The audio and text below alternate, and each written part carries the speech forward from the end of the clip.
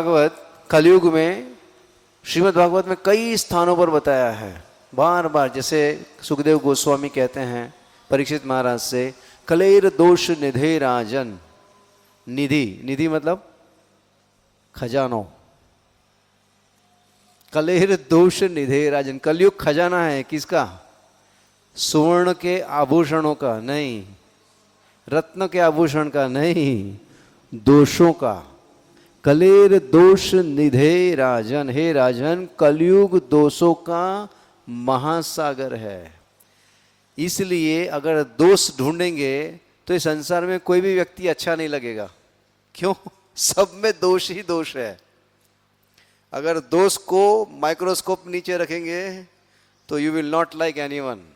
क्यों? क्योंकि कलयुग का स्वभाव है। सो क्या करना चाहिए? दोष की जगह पर हर व्यक्ति में कुछ अच्छे गुण भी होते हैं, है ना। सब ऐसा नहीं कि सब पागल है, सबके अंदर केवल दुर्गुण ही दुर्गुण है। सद्गुण भी हैं, कम है लेकिन है तो सही। उन सद्गुणों को आइडेंटिफाई करके यदि हम हर एक व्यक्ति को कृष्ण की सेवा में लगाते हैं तो धीरे धीरे सद्गुणों का विकास होता है और जो अवगुण हैं कम होते जाते हैं, है कि नहीं। क्योंकि ये कलयुग का प्रभाव है। कलयुग दोषों का महासागर है, पर कलयुग को परास्त किया जा सकता है। जहां पर कली का प्रभाव है वहां पर दोषों का महासागर है, पर जहां पर कली नहीं है वहां पर देखिए दो चीज है। एक प्रकाश, प्रकाश की अनुपस्थिति अंधकार। वैसे अंधकार जैसी कोई चीज नहीं है। What is the definition of complete darkness? बताइए, how do you define darkness? Where there is no light it is darkness.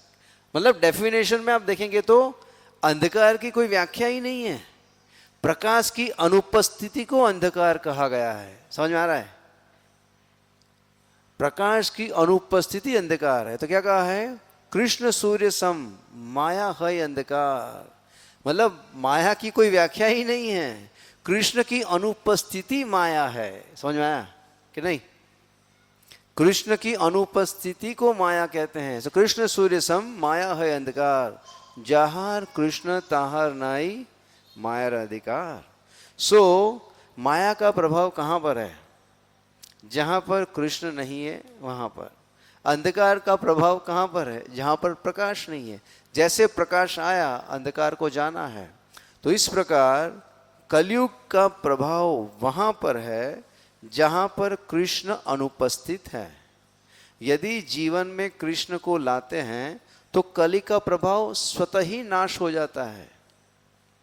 कली के प्रभाव वाला अगर आप घर देखेंगे और जो भगवान के भक्त का घर देखेंगे, दोनों में अंतर है। कितना अंतर है? प्रकाश और अंधकार का अंतर है। और इसीलिए भक्त क्या है, उसको कोई फर्क नहीं पड़ता है कलयुग चल रहा है कि सतयुग चल रहा है। उसको समय ही नहीं सोचने का कौन सा युग चल रहा है। क्यों?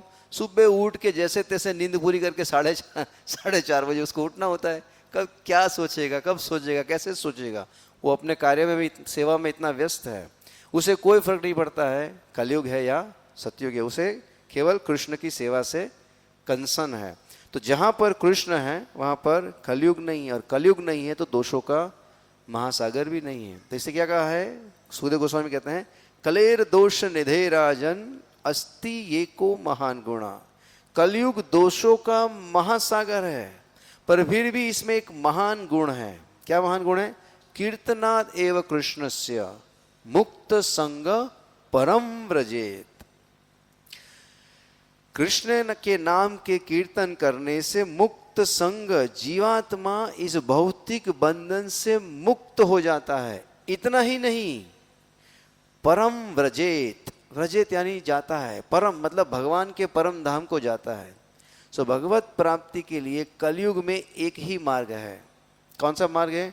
हरेर नाम हरेर नाम हरेर नामैव केवलम कलौ नास्त्येव नास्त्येव नास्त्येव गतिर अन्यथा। गतिर अन्यथा, और कोई गति और कोई विकल्प नहीं है कलयुग में हरि के नाम के सिवा। और कई बार लोग अलग अलग नामों का जप करते हैं, कोई भी नाम, पर इसमें क्या कहा है, अलग अलग नाम नहीं, हरि का नाम, हरेर नाम, हरि का नाम। वहां पर क्या कहा है, कीर्तनाद एव कृष्णस्य। देखिए कीर्तन, कीर्तन का तात्पर्य क्या है, व्हाट इज कीर्तन? कीर्तन मतलब महिमा गान। अब महिमा गान आपने कहीं और सुना है? होता है। आप सबने पिक्चर देखा है? नहीं देखे हैं? पिक्चर देखे हैं ना, उसमें करता है ना हीरो हीरोइन का महिमा गान करता है ना, और फिर हीरोइन हीरो का करती है ना, वो महिमा गान है, कीर्तन। बट दैट इज नॉट कीर्तन। समझ में आया है ना? हमें यहाँ पर भगवान का गुणगान करना है, दैट इज संकीर्तन। समूह में किया जाने वाला महिमा गान, दैट इज संकीर्तन। कीर्तन इज ग्लोरिफिकेशन। तू आम छे ने, तू आम छे ने, वगैरह वगैरह वगैरह। मुझे गाना नहीं है, ठीक है, नहीं तो लफड़ा हो जाएगा। समझ में आया? पर आप सब जानते हैं, करेक्ट। इसलिए पर गाना किसके लिए है? आप देखिए हर एक जो पात्र जो एक दूसरे के लाता है, उसमें कृष्ण को सोचिए और गाइए, बड़ा सुंदर लगेगा। प्रेम के पात्र केवल एक व्यक्ति है, कृष्ण। समझ में आया? तो गुणगान किसका होना चाहिए? कृष्ण का। सो कृष्ण का गुणगान करेंगे ना तो कली का प्रभाव नहीं है, और कृष्ण के गुणगान से कृष्ण प्राप्ति अवश्य होगी। नित्य सिद्ध कृष्ण प्रेम साध कबो नाय, श्रवणादि शुद्ध चित्ते करो है उदय। सो ये भगवान के पवित्र नाम का जप कीर्तन शुद्ध चित्त से सुनते हैं, करते हैं, तो हृदय में कृष्ण प्रेम जागृत होता है, ऐसा बताया है। इसलिए कभी कभी क्या होता है, भगवान का नाम लेने में हमको कंटाला आता है। क्या आता है? कंटाला, है ना? करेक्ट। क्यों? बाकी सब होता है, बद्दुज करिसु, हाँ बोलो तो हम पहाड़ तोड़ के लेकर आएंगे, पर माला नहीं कर सकते। पता नहीं क्या ऐसा क्या है माला में, मुझे नहीं समझता है। जो नहीं करना चाहते, मतलब वो कैसे भी करके उनको वो बड़ा कंटाला आता है। क्यों कंटाला आता है मुझे नहीं समझता है। पर यदि आप उसमें रुचि लेकर जप करने का प्रयास करेंगे और एक बार जीवा को उसका अभ्यास हो गया, तो कंटाले के समय पर आप क्या करेंगे? भगवान का नाम लेंगे कंटाले को दूर करने के लिए, है ना? So should be like that. So भगवान के पवित्र नाम का जप बड़ा आनंददायक है, जीवा के लिए मधुर रस है। बिल्वमंगल ठाकुर कहते हैं ना, जिह्वे रसग्ने मधुर प्रियत्वं, सत्यं हितं त्वां परमं वदामि, आवृण्येथा मधुराक्षराणि, गोविंद नामोदर माधवेति। जिह्वे रसग्ने मधुर प्रियत्वम। हे जीवा, तुझे गुलाब जामुन बहुत पसंद है ना, मधुर रस। जिह्वे रसग्ने मधुर प्रियत्वम, हे जीवा तुझे मधुर रस बहुत प्रिय है ना, तो कृष्ण के नाम से और कुछ मधुर नहीं है। आवरण ये था मधुराक्षराणि। इसलिए तू हमेशा मधुर रस चाहिए तो कृष्ण के नाम का जप किया कर। तो हम सब साथ में मिलकर महामंत्र का जप करते हैं। जय श्री कृष्ण चैतन्य प्रभु नित्यानंद, श्री अद्वैत गदाधर शिवासादि गौर भक्त वृंद। जय श्री कृष्ण चैतन्य प्रभु नित्यानंद, श्री अद्वैत गदाधर श्रीवासादि गौर भक्त वृंद। जय श्री कृष्ण चैतन्य प्रभु नित्यानंद, श्री अद्वैत गदाधर श्रीवासादि गौर भक्त वृंद। हरे कृष्णा कृष्णा कृष्णा हरे हरे, हरे राम राम राम हरे। भगवते वासुदेवाय।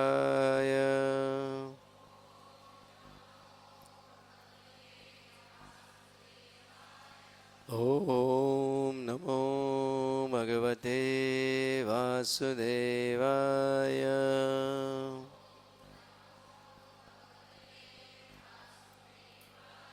ओम नमो भगवते वासुदेवाय।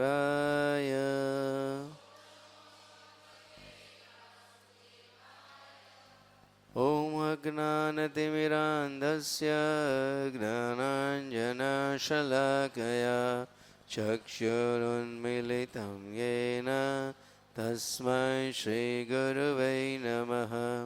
श्रीचैतन्यमनोभीष्टं स्थापितं येन भूतले स्वयं रूप कदा मह्यं ददाति स्वपदान्तिकं।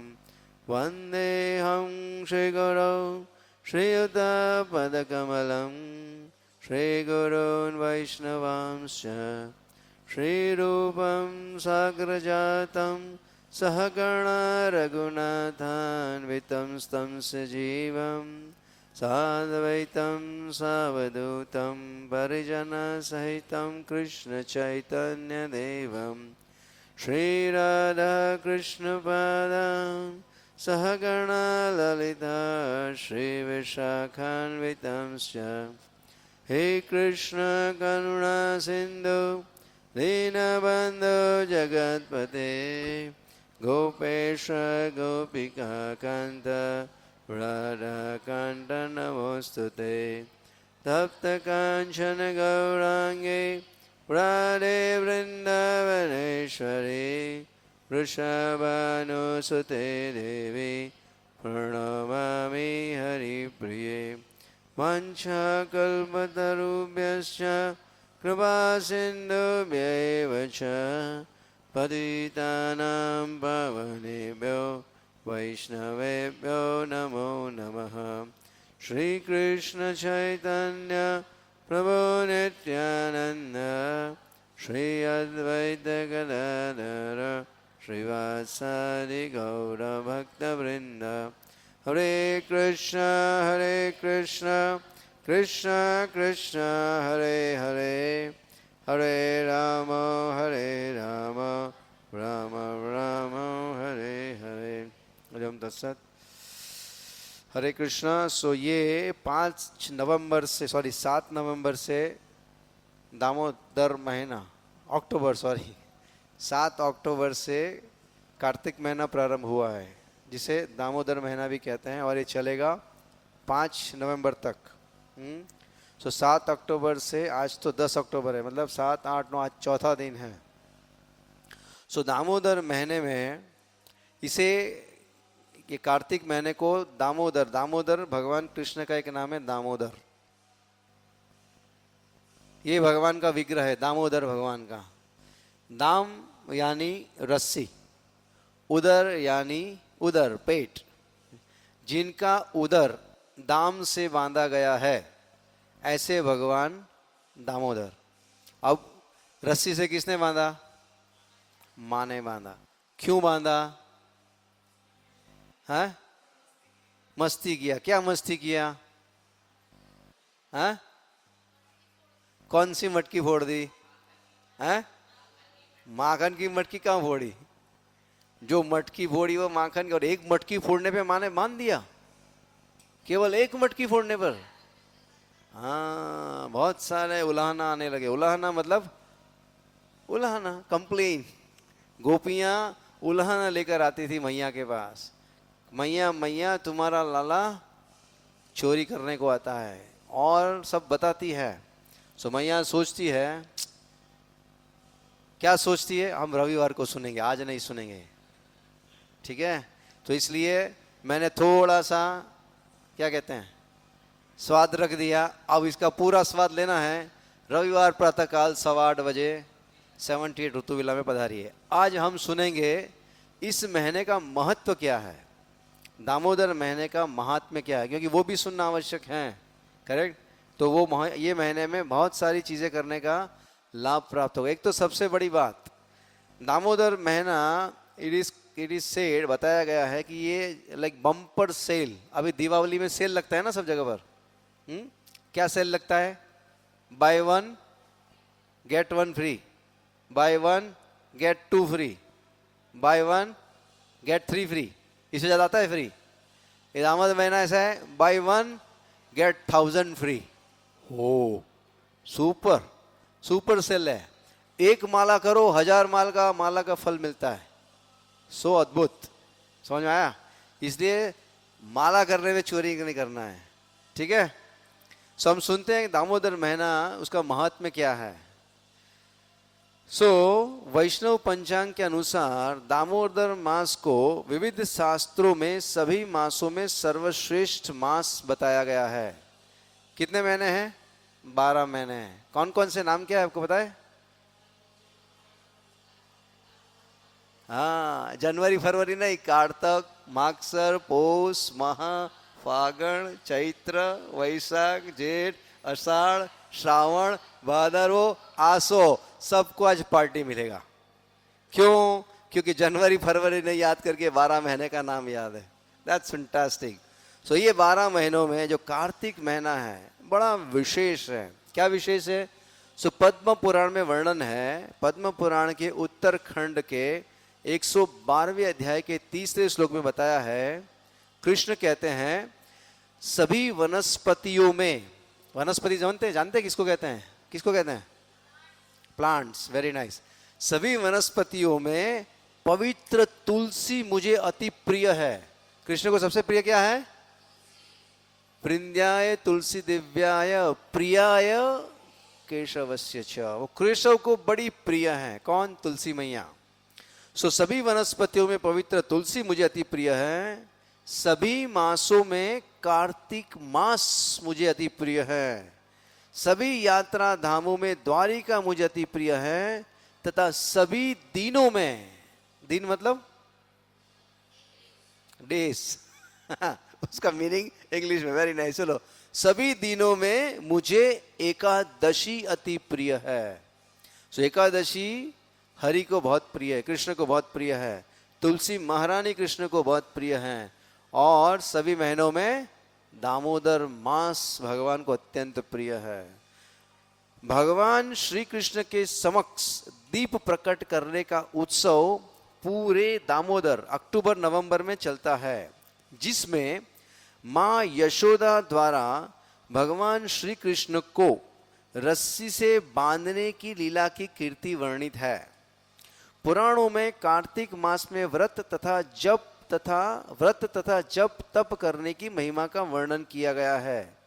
ऐसा भी उल्लेख किया गया है कि इस पवित्र महीने में जो भगवान दामोदर को घी का दीप अर्पण करते हैं तथा दामोदर अष्टकम का गान करते हैं, उनके सभी संचित पापों का नाश होता है तथा उनमें भगवान दामोदर की भक्ति का उदय होता है। ऐसे दामोदर महीने में भगवान का ये जो विग्रह है, जिसमें यशोदा मैया ने कन्हैया को बांध दिया है, इनको घी का दिया अर्पण करना है। और घी कौन सा चाहिए? गाय का घी तो अच्छा है, नहीं तो कि वनस्पति घी नो अलावता है। गायनु घी मरतु दिलावानु। गाय के घी का दीप अर्पण करने से क्या बताया है? सभी संचित पापों का नाश होता है और भगवान दामोदर के प्रति भक्ति का उदय होता है। स्कंद पुराण में बताया है, जैसे सभी युगों में कौन सा युग उत्तम है? सतयुग। सभी शास्त्रों में वेद उत्तम है। सभी नदियों में माँ गंगा उत्तम है। इसी तरह सभी मासों में कार्तिक मास उत्तम है। यह मास भगवान कृष्ण को अत्यंत प्रिय है। जो कोई भी कार्तिक मास में घी का दीप प्रकट करते हैं, जो कोई कार्तिक मास में घी का दीप प्रकट करते हैं, उनके हजारों लाखों वर्षों के संचित पाप अर्ध पलक झपकने के समय मात्र में ही नाश हो जाते हैं। यह सत्य है। आप में से किसकी आयु 1000 वर्ष है? बताइए, हाथ ऊपर कीजिए। 40 वर्ष, 50 वर्ष, 60 वर्ष, तो 1000 साल होता है किसी का? आत्मा का। ये पंडित जी बोल रहे हैं, उन्होंने हाथ ऊपर किया। 1000 साल नहीं, लाख साल पुराने हैं हम। यस, हैं? ये शरीर की आयु है 40, 50, 30, 25, 20, 50, 60, 70 साल। हमारी आयु इतनी नहीं है। हम तो अनंत काल से भटक रहे हैं। और जैसे जैसे पाप पुण्य करते हैं, उसके अनुसार शरीर प्राप्त हो रहा है और उसके अनुसार पाप पुण्य का भुगतान करके नए कर्म करके नए शरीर धारण करते हैं। सो हमने ये पाप कितने सालों से संचित किए हैं? हजारों लाखों वर्षों से। ये पहला जन्म नहीं है। और यदि कृष्ण भक्ति में समर्पित नहीं किया तो ये आखिरी जन्म भी नहीं है, चलती रहेगी गाड़ी। करेक्ट। तो यहां पर कहा है कि जो दामोदर महीने में भगवान दामोदर को घी का दिया अर्पण करते हैं, उनके हजारों लाखों वर्ष के संचित पाप अर्ध पलक, पलक समझते ना, आम एक आम करे ना, एक पलक थैया, ये कहते अर्ध पलक, मतलब पाप तुरंत नष्ट होते हैं। जैसे घी का दिया अर्पण किया, पाप नष्ट हो गए। तो आप घी का दिया अर्पण करेंगे हाँ कि नहीं करेंगे? कौन कौन करेगा? घी का दिया लेके आए आप? कौन कौन लेके आया तो ऊपर कीजिए। लेके कोई नहीं आया? अच्छा, आप लेके आए। अर्पण सब करेंगे, लेके कोई नहीं आया। ठीक है, आपके लिए कोई कोई भक्त लेकर आए हैं, चिंता मत कीजिए, सुविधा कर दी गई है। आज सबके पापों का नाश होगा, तो कल से फिर नए पाप करना शुरू करेंगे। नहीं, क्या करेंगे? पाप नष्ट करने के पश्चात नए पाप करने का प्रयास नहीं करना है। क्या करना है? साथ में क्या बताया है? पापों का विनाश, भगवान दामोदर की भक्ति का उदय। That's fantastic. कार्तिक महीने में घी का दीप अर्पण करने की महिमा सुनो, सुनो सुनो सुनो। क्या सुनो? जो भगवान केशव को अति प्रिय हैं।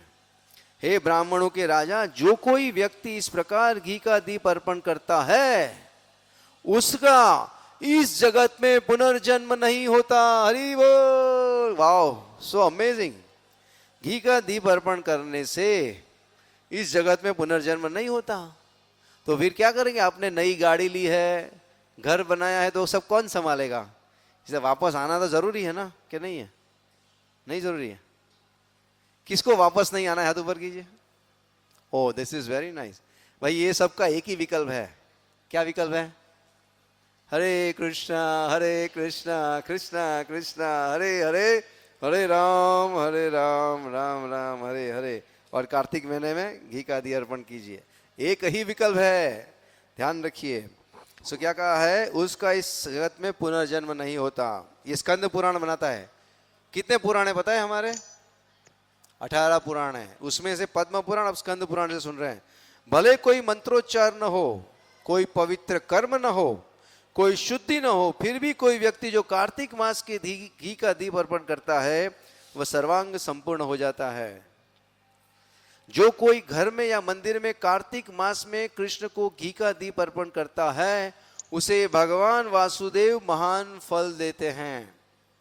कार्तिक मास में जो कोई भगवान कृष्ण को घी का दीप अर्पण करता है, वह व्यक्ति जहां कोई दुख नहीं, ऐसे आध्यात्मिक जगत को प्राप्त करता है। यह जगत कैसा है? दुखालय। यहां पर दुख ही दुख है। ऐसा कोई स्थान है जहां पर दुख नहीं है? तो बोला ऐसा स्थान है आध्यात्मिक जगत, भगवान का धाम। उसका नाम क्या है? वैकुंठ। वैकुंठ क्यों कहते हैं? कुंठ मतलब दुख, वैकुंठ मतलब जहां पर कोई चिंता या दुख नहीं है, उसे कहते हैं वैकुंठ। तो ये जगत कैसा है? कुंठ जगत। आध्यात्मिक जगत कैसा है? वैकुंठ। सो बताया है कि जो भगवान को घी का दीप अर्पण करता है, वह आध्यात्मिक जगत को प्राप्त करता है। इसमें कोई शंका नहीं कि कार्तिक मास में घी का दीप अर्पण करने से मेरु या मंदार पर्वत जितने महापापों का ढेर भस्मीभूत हो जाता है। हे नारद मुनि, कार्तिक मास में केशव को घी का दीप अर्पण करने से शुद्ध न हो, ऐसा त्रिभुवन में कोई पाप नहीं है। कहने का तात्पर्य है कि भगवान दामोदर को घी का दीप अर्पण करने से हम पवित्र हो जाते हैं, हमारे हृदय में भगवत भक्ति का उदय होता है। पद्म पुराण बताता है, श्री हरि को कार्तिक मास में जो कोई घी का अखंड दीप अर्पण करते हैं, उन्हें श्री हरि उत्तमोत्तम आध्यात्मिक धाम में उनकी लीलाओं का आस्वादन कराते हैं। सो भगवान के धाम। अच्छा, कोई चाहता है यहाँ पर ऑफिस में काम करना चाहता है कि भगवान के धाम जाकर भगवान के साथ खेलना चाहता है? कौन कौन भगवान के साथ खेलना चाहता है? ओ वाह, यहाँ पर ऑफिस में कौन कौन काम करते रहना चाहता है? हाथ ऊपर कीजिए। किसी को काम नहीं करना है। देखो, ये हमारी व्यवस्था है। जो नहीं करना चाहते वो जबरदस्ती करवाया जाता है, जो करना चाहता है वो करने में हमको रुचि नहीं है। Correct. So it is so interesting, very nice. Narada Purana में कहा है, कार्तिक मास में प्रकट किए हुए घी के दीप का प्रकाश सर्वोत्तम है, उसकी आभा की तुलना में किसी भी दूसरी भेंट की आभा दिखाई नहीं देती। मतलब सबसे बड़ी गिफ्ट क्या है? ये घी का दिया। सो आप सब भी अपने अपने सोसाइटी में ये दामोदर प्रोग्राम कर सकते हैं। बड़ा सरल है, पेपर आपको देंगे, इसको पढ़ सकते हैं, सबको बता सकते हैं। पीछे दामोदर अष्टकम दिया है, इसको गान कर सकते हैं। दामोदर का फोटो है, उसको घी का दिया अर्पण करना है। अगर आपने सोसाइटी में किया, 5 लोगों ने 10 लोगों ने अर्पण किया, आपका एक गिफ्ट हो गया। When you give ghee lamp, आप उनको घी लैम्प देते ऑफर करने के लिए, दैट्स द बेस्ट गिफ्ट। और शास्त्र कहता है इससे श्रेष्ठ कोई गिफ्ट है ही नहीं। आप किसी को 1 टन गोल्ड दे दो, 1000 किलो सोना दे दो, और दामोदर में एक घी का दिया अर्पण करने को दे दो, फिर भी ये पलड़ा भारी है। कौन सा? घी के दिए का। सोने के दान का कोई महत्व नहीं है। इतना अद्भुत बताया है यहाँ पर। सो ये पूरे कार्तिक मास में क्या क्या करना चाहिए, ये पूरे महीने में क्या क्या करना चाहिए। अब 4 दिन तो चले गए, जो कर रहे हैं वो कर रहे हैं, जो नहीं कर रहे हैं उनके लिए, और जो कर रहे हैं उनको और अपनी साधना श्रेष्ठ करने के लिए भगवान के पवित्र नाम का जप करना चाहिए। देखिए ये श्रेष्ठ महीना है। जो 2 पे, 4 पे, 6 पे, 8 पे अटके हुए हैं, ये महीने में आप 16 माला जप कर सकते हैं। 16 माला जप करेंगे तो 1000 गुना लाभ भी प्राप्त होगा। दूसरा, भगवान दामोदर को घी का दीप अर्पण करना, फूल अर्पण करना, धूप और भोग अर्पण करना। भगवान को प्रतिदिन भोग लगा सकते हैं, फूल अर्पण कर सकते हैं। ब्रह्मचर्य का पालन करना, श्रीमती तुलसी महारानी की पूजा करना। तुलसी की पूजा, तुलसी आरती, तुलसी को प्रणाम, तुलसी को जल, तुलसी को जहाँ पर जल देते हो, तुलसी जिसमें लगाई है वो मिट्टी से तिलक करना, ये सबसे बड़ा लाभ है।